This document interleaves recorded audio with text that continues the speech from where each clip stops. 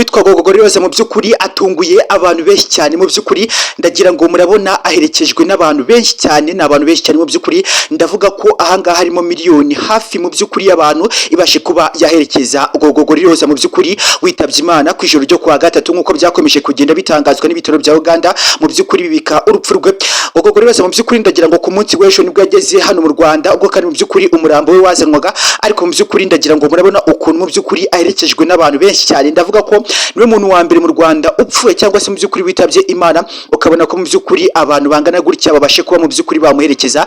Ni ikigero ubona ko atanze cyiza cyane. Ndavuga ko mu byukuri Gogo Rioza yarakundwa n'Imana nkuko nanone ibigaragaje. Ndagira ngo murabona ukuntu mu byukuri Gogo ari guherekezwa n'abantu benshi cyane, imodoka zigera mu byukuri ku modoka esheshatu. Ndagira ngo muri kubona ko ari ibintu byiza cyane. Ndagira ngo umuhanda wose urabona wizuye abantu mu byukuri. Ndavuga ko nyine hano Nyamirambo ukuntu mu byukuri imodoka zikomeje kugenda zitambuka, urabona ko mu byukuri ari ibintu bigaragaza ko Gogo Rioza yari afite igikundi, atambagijwe nk'umumarayika niko navuga, kubera ko nuza kureba Gogo Rioza ukuntu yakomeje kugenda aherekezwa n'abantu benshi cyane. Ndagira ngo mu byukuri murabona imihanda yose nyukuri yuzuyemo abantu. Uyu mwari w'umunyarwandakazi yari afite igikundiro. Nyagasani mwami Imana, mbonye umuntu wa mbere mu byukuri navuga ko watoranyijwe.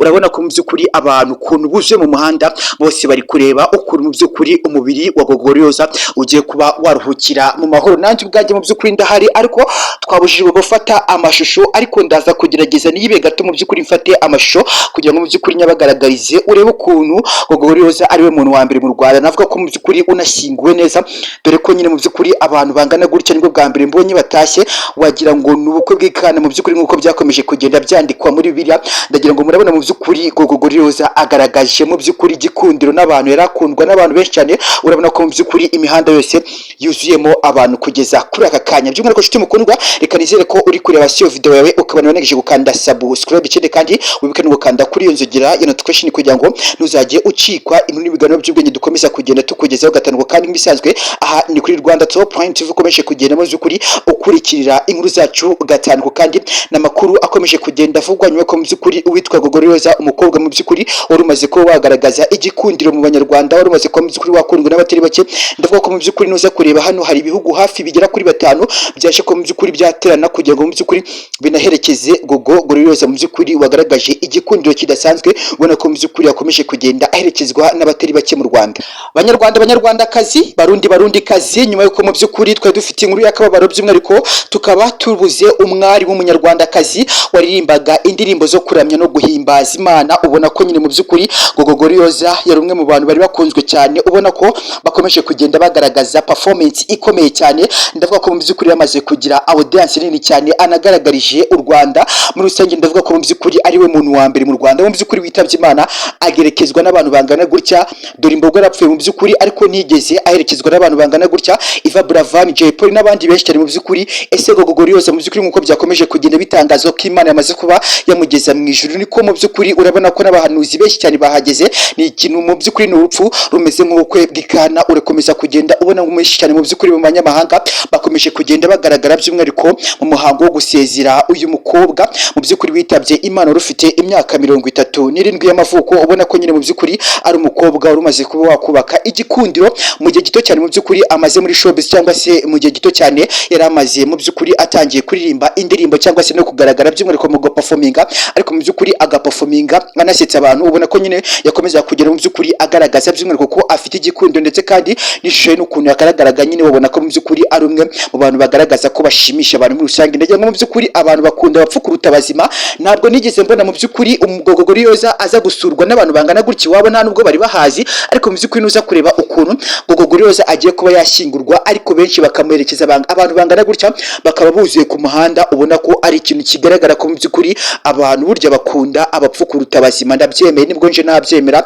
Ntabwo nahamya ko mu byukuri wagira ngo wenda n'ubuzima baje gufata kugira ngo mu byukuri ubone ko abantu bose baruzuye. Mu byukuri byasabwe by'umwihariko n'Abanyarwanda n'abandi bari baragiye kuba mu byukuri bakoresha igitaramo ko Gogo Rioza mbere yuko ashyingurwa atambagizwa umuhanda wa Kigali wose. Ndagira ngo murabona ko mu byukuri Nyamirambo huzuye abantu. Niba mu byukuri uri Nyamirambo ukaba wegeze kubona uyu mutambagiro Gogo Rioza, bitugaragarize mu mihanda y'Nyamirambo. Uretse ko none mu byukuri bari bagiye kuba bakatira Remera bakabangira, bitewe n'uko nyine mu byukuri hari gutegurwa irushanwa ry'amagare rizabera mu Rwanda ku nshuro ya mbere mbere mu by'ukuri ku mugabane wa Afurika rikazabera mu Rwanda. Mu by'ukuri bari bagiye kuba bakatiremera ariko baza kuba mu by'ukuri bahakanirwa nabwo by'umwihariko n'abapolisi by'umwihariko bakomeje kugenda avuga ko byateza akavuyo ndetse kandi bikanasiba by'umwihariko imirongo yakomeje kugenda icibwa by'umwihariko hano muri iyi mihanda kugira ngo mu by'ukuri hazabashe kuba habera irushanwa rimeze neza cyane. Urabona ko mu by'ukuri Gogo Gorioza agaragaje amateka nubwo yapfuye, ndavuga ko amafaranga ari bwinjije muri iki kirimo mu by'ukuri ni amafaranga, ntabwo mu by'ukuri aya mafaranga iwabo bari buze kubona aho bayashyira, kuko nuza kureba ukuntu abantu mu by'ukuri bavuze ko Gogo Gorioza isanduku yari yazanywe mu by'ukuri bagomba kwishyira ku ruhande bakaba mu by'ukuri bamugurira indi sanduku nshyashya. Ubona ko kugeza kuri aka kanya ari ikintu kiri kugaragaza ko Imana mu by'ukuri ikiri gukora ibitangaza kuri Gogo, ndetse mu by'ukuri nabikoze kuva kera Gogo akivuka. Ntabwo nahamya ko mu by'ukuri umuntu wari uteye gutya, umuntu wari umeze gutya yagiye guperforminga muri Uganda, ndagira ngo mwabonye ibyo yahakoreye.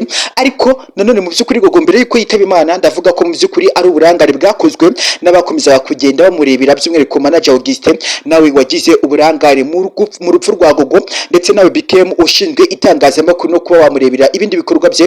Ndavuga ko mu by'ukuri mwakomeje kugenda mugaragaza uburangare bukomeye cyane, kuko Gogo Gorioza mbere yuko anaperforminga mwakomeje kugenda mwumva n'ukuntu mu by'ukuri yaperformingaga ari kugenda nihira mu gatuza, bigaragara ko mu by'ukuri ari guhumeka umwuka muke cyangwa se umwuka uri kuva mu bihaha bye ari muke, ariko mukomeza kugenda mumukoresha. Ndavuga ko mu by'ukuri muri gumo kuba mwashaka amafaranga cyangwa se mukaba mu by'ukuri muri gushimisha abantu, yego nta wamenya cyangwa se nta uri mu mitima yanyu, ariko nuza kureba mu by'ukuri ukuntu Gogo Gorioza yagaragazaga ukuntu arimo gusemeka, uraza kubona ko mu by'ukuri n'ubundi Gogo n'ubundi mwari musanzwe muzi ko afite iki kibazo cyo kuba yabona umwuka muke mu bihaha, ariko mugakomeza kugenda mumukoresha kugira ngo wenda ashimishe imbaga nyamwinshi cyangwa se mu by'ukuri munibonera amafaranga nta wamenya. Njye ntabwo ndi butinye kubivuga kuko Gogo Gorioza ngaragaje cyo by'umwihariko nanashingiye ku bintu bigaragaye by'umwihariko, ubona ko abantu baje kuba mu by'ukuri baherekeza umurambo wa Gogo Gorioza, ubona ko ari abantu benshi cyane, ni abantu bagaragaye by'umwihariko. Ndavuga ko na perezida aramutse yitabye Imana by'umwihariko nk'umuperezida runaka ku mugabane wa Afurika ntabwo yaherekezwa n'abantu bangana gutya. By the way, urabona ko mu by'ukuri ni ibintu bikozwe ku buryo ubona ko nyine mu by'ukuri ari ibintu bivuga ko uyu Gogo Gorioza mu by'ukuri yamaze gutoranwa n'Imana. Ndavuga ko mu by'ukuri n'ijuru yarigezemo, ngenda shyizeho akadomo. Gogo Gorioza mu by'ukuri yamaze kuba yagira mu ijuru. N'abarundi mu by'ukuri bageze hano mu Rwanda n'abakongomani, ubona ko batse mu by'ukuri passport mu gitondo baza kuvuga uti reka tujye gushyingura Gogo Gorioza.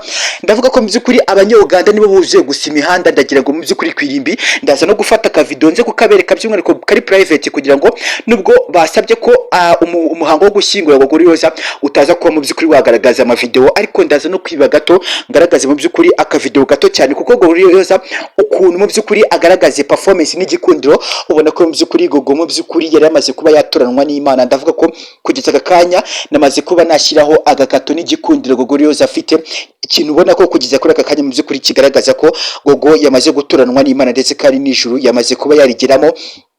Kugeza aka kanya nubona ukuntu mu by'ukuri imihanda yuzuyemo abantu ndetse banajya kuba mu by'ukuri bashyingura umubiri wa Gogo, urabona ko mu by'ukuri ari ibintu biri kugaragara neza cyane.